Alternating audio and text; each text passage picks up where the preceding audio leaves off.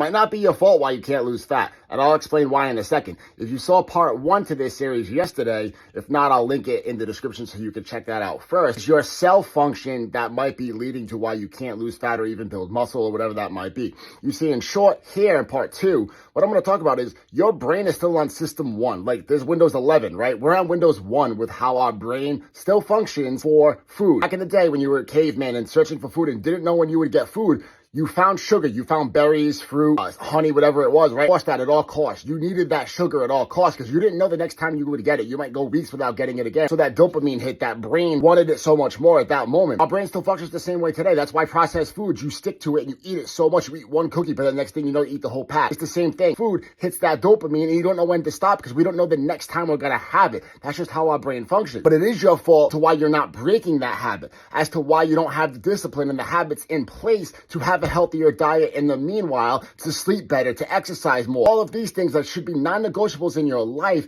and should be the habits and the disciplines instilled in your life so that when you have a couple of cookies, it's not detrimental. It takes you off track slightly, but it doesn't break everything down to the point where you just binge everything. You need to have the habits in place to have the moderation, eat healthy the majority of the time, have your snacks, have your fun, and get your cells to function properly. So if you find this helpful, make sure you follow because there are more videos to come in this series.